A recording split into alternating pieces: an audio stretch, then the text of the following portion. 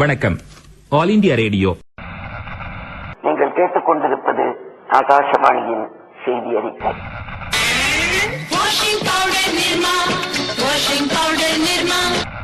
Within 15 yards of the boundary, and the Indian skipper has done a tremendous job to get back there. நேர்கள் கேட்டுக்கொண்டிருப்பது all India radio. திரைக்கடல் ஆடிவரும் Tamilnathan.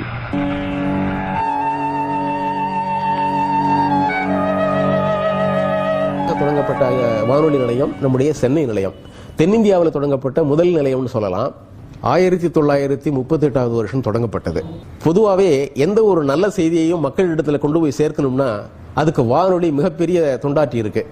ரேடியோவில் சொன்னாங்கன்னாலே அதுக்கு ஒரு கிரெடிபிலிட்டியும் இருக்கு, ஒரு நம்பகத்தன்மை. புயல், வெள்ளம், மழை இப்படிப்பட்ட ஒரு இயற்கை பேரிடர்கள் வர்ற பொழுது மக்கள் ரேடியோவை தான் நம்பியிருக்காங்க. மீனவர்களுக்கு நாம சொல்லக்கூடிய செய்திகள்லாம் ரொம்ப பயனடையுது. ஏன்னா காலையிலேயே அவங்க கடலுக்கு போயிடுவாங்க. அவங்களுக்கு கடலுக்கு போறதுக்கு முன்னாடி அந்த நேரத்திலேயே நம்ம இன்னைக்கு ரொம்ப மழை வரும், கடலுக்கு போகாதீங்க, கடலுக்கு போறது உங்களுக்கு அபாயம் அப்படிங்கறத செய்தியெல்லாம் சொல்றோம். அந்த சுனாமி இடர் உண்டான பொழுது கூட மக்களிடத்தில் அதை பற்றி உடனே செய்திகளை எல்லாம் சொல்லி அவர்களை எல்லாம் ஒரு பாதுகாப்பு உணர்வை, பாதுகாப்புக்கான ஒரு ஏற்பாடுகளை செய்ய முடிஞ்சது நம்முடைய சென்னை வானொலி தான் சொல்லிக்கிறதால நான் ரொம்ப பெருமைப்படுறேன்.